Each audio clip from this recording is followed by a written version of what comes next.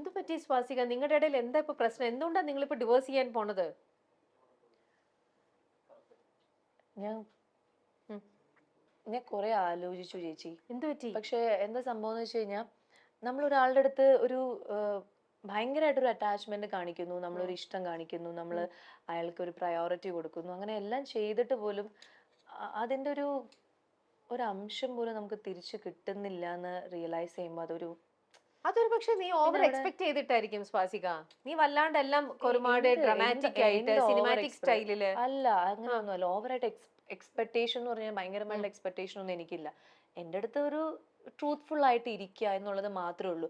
അതുപോലും ചെയ്യാൻ ആൾക്ക് പറ്റുന്നില്ല. അല്ലെങ്കിൽ നമ്മളൊരു അത്ര ബിസി ആയിട്ട് ഈ ലോകത്ത് ഒരാളും ഇല്ലല്ലോ. നമ്മളൊന്ന് സംസാരിക്കുമ്പോൾ അതൊന്ന് കൂടെ ഇരുന്ന് അതിനെ ഒന്ന് കേൾക്കുക, അല്ലെങ്കിൽ ഒന്ന് ആശ്വസിപ്പിക്കുക, അങ്ങനത്തെ ഒരു കാര്യമില്ലാതെ എപ്പോഴും ഇഗ്നോർ ചെയ്യുക, നീ അത് പറഞ്ഞ ശരിയായില്ല, ഇത് പറഞ്ഞ ശരിയില്ല, കുറ്റം കുറ്റം, അങ്ങനത്തെ ഒരു ആളുടെ കൂടെ എന്നാ എന്തിനാണ് ഒന്ന് നമ്മുടെ തുറന്ന് ലൈഫ്? സംസാരിക്കായിരുന്നില്ലേ പ്രേമിന്റെ അടുത്ത്?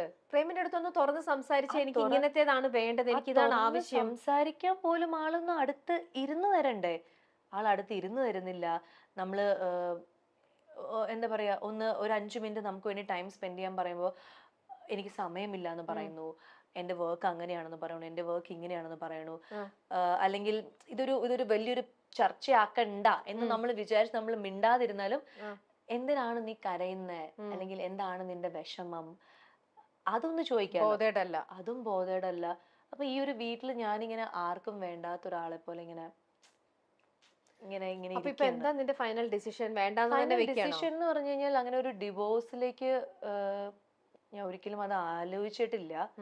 പക്ഷെ ഇപ്പോൾ അല്ലെങ്കിൽ ഡിവോഴ്സ് ചെയ്യണം എന്ന് പോലും ഇല്ല. പക്ഷെ എനിക്ക് ആ ഒരു വ്യക്തിയുടെ പ്രസൻസ് ഇപ്പൊ എന്നെ ഭയങ്കരമായിട്ട് വീക്ക് ആക്കാണ്. എനിക്കിപ്പം എന്റേതായിട്ട് കാര്യങ്ങളൊന്നും ചെയ്യാൻ പറ്റുന്നില്ല.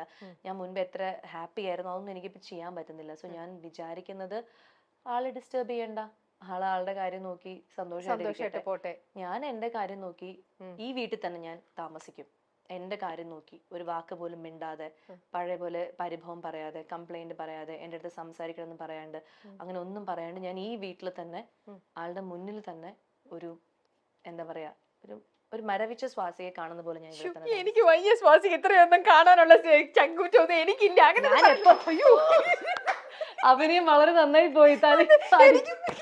എനിക്ക് പേടിയാ സ്വാസിക ഇങ്ങനെയൊക്കെ പറയുന്നത്. ഇങ്ങനെയൊക്കെ ഭയങ്കര ഫീലിങ്സോട് കൂടി ഞാൻ ഇപ്പൊ നിർത്താൻ പറയുന്നത് ചോദ്യം ചോദിച്ചു എന്താ തീരുമാനം. അപ്പൊ ഞാനിങ്ങനെ എനിക്കങ്ങ് വിഷമം, എന്റെ ദൈവം ഇത് എന്തൊക്കെയാ പറയണത്, ഇതെന്തോ സംഭവം എന്നുള്ളത്. അപ്പൊ എന്താന്ന് പറയാ, അങ്ങനെയൊക്കെ വന്നു കഴിഞ്ഞാൽ ഹലോ മിസ്റ്റർ പ്രേ, ഇവിടെ വന്നിരിക്കും, എനിക്ക് നിങ്ങളുടെ അടുത്ത് കുറച്ച് കാര്യങ്ങൾ സംസാരിക്കാനുണ്ട്. അല്ല അങ്ങനെയൊക്കെ പറഞ്ഞാൽ മതി. അങ്ങനെ അല്ലാതെ ഇങ്ങനെ ഇങ്ങനെ നാടകീയമായി അല്ല. ഇത് ഞാൻ ഫ്രണ്ടിനോടല്ലേ പറയണത്. പ്രേമായിരുന്നു ഞാൻ തലക്കെട്ട് അടിച്ചത് കൊടുത്തേ. ഇതിപ്പോ ഫ്രണ്ടിനോട് നമ്മൾ നമ്മുടെ ഉള്ളിൽ തുറന്ന് വിഷമം പറയാണല്ലോ. ഓക്കെ. അപ്പൊ എന്താന്നറിയോ, ഇതൊക്കെ നമ്മുടെ വെറും ഇത് ആക്ട് ചെയ്ത് നമ്മളെ കാണിച്ചതാണ്. ഇതൊന്നും റിയൽ ലൈഫ് സംഭവങ്ങളൊന്നും അല്ല കേട്ടല്ലോ.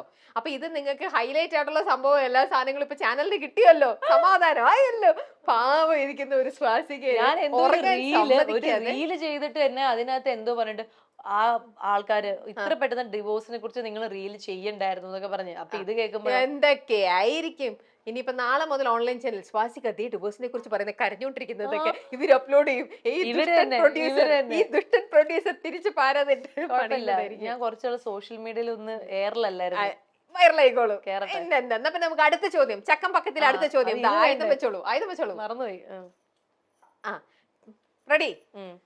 പ്രേമിനെ ഞാൻ വെറുതെ ഇറിറ്റേറ്റ് ചെയ്യാറുണ്ട്. ഈ ഞാനൊന്ന് ഉദ്ദേശിക്കുന്നത് സ്വാസിക വെറുതെ ഇറിറ്റേറ്റ് ചെയ്യാറുണ്ട്. ഊതിക്കോളൂ, എന്നാലല്ലേ എനിക്ക് ടാസ്ക് തരാൻ പറ്റുള്ളൂ. ഊതു.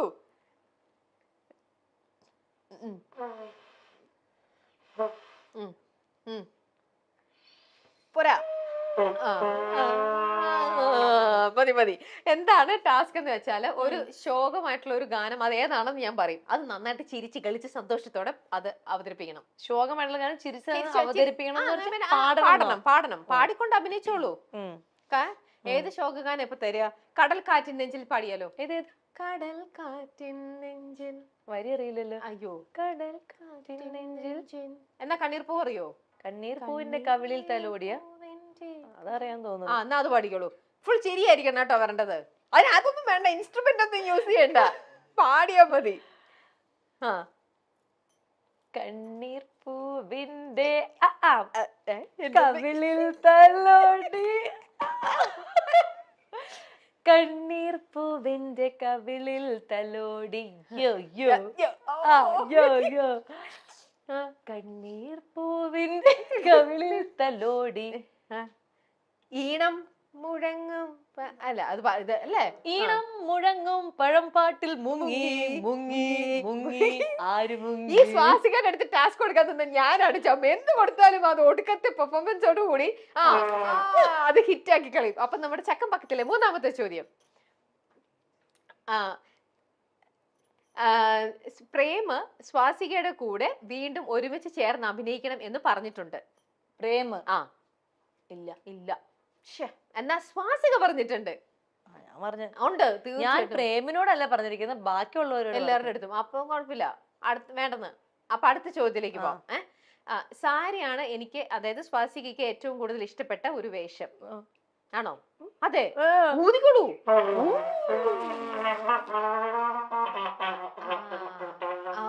നാളെ നമുക്ക് മറ്റുള്ളവരുടെ കല്യാണത്തിന് എന്റർടൈൻമെന്റ് ഈ പരിപാടിക്ക് പോവാം കേട്ടോ. ഇപ്പൊ വന്നല്ലോ. അതെ,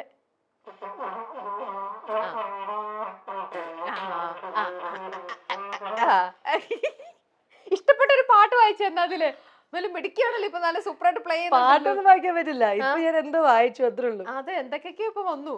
കറക്റ്റ് എന്തോ ഈ സാധനത്തിൽ എന്തോ പഠിച്ചപ്പോ വന്നു. അപ്പൊ സാരിയാണ് ഇഷ്ടം. നടിയും അവതാരകയുമായ സ്വാസിക വിജയുടെ രണ്ടാം വിവാഹ വീഡിയോ ആണ് ഇപ്പോൾ സോഷ്യൽ മീഡിയയിൽ വൈറലാകുന്നത്. തമിഴ് ആചാരപ്രകാരമുള്ള മനോഹരമായൊരു വിവാഹ വീഡിയോ ആണ് ഇത്. തമിഴ് ആചാരപ്രകാരം താരം രണ്ടാമതും വിവാഹിതയായി എന്നതിന്റെ സൂചനയാണ് ഇപ്പോൾ പുറത്തു വന്നിരിക്കുന്നത്. കഴിഞ്ഞ വർഷമായിരുന്നു നടിയും അവതാരകയുമായ സ്വാസിക വിജയ് വിവാഹിതയായത്. ടെലിവിഷൻ താരവും മോഡലുമായ പ്രേം ജേക്കബ് ആണ് നടിയുടെ ഭർത്താവ്. സുരേഷ് ഗോപി, ഇടവേള ബാബു, രചന നാരായണൻകുട്ടി, മഞ്ജു പിള്ള, സരയു തുടങ്ങി നിരവധി പേർ വിവാഹത്തിൽ പങ്കെടുക്കാൻ എത്തിയിരുന്നു. ഏറെ നാളത്തെ പ്രണയത്തിന് ശേഷമാണ് ഇരുവരും വിവാഹിതരായത്. കഴിഞ്ഞ വർഷം ഇതേ ദിവസമായിരുന്നു വിവാഹം. ഒന്നാം വിവാഹ വാർഷികത്തിൽ വീണ്ടും വിവാഹിതരായിരിക്കുകയാണ് താരദമ്പതികൾ ഇപ്പോൾ. ഇതിന്റെ വീഡിയോ പ്രേം സോഷ്യൽ മീഡിയയിൽ പങ്കുവച്ചിട്ടുണ്ട്.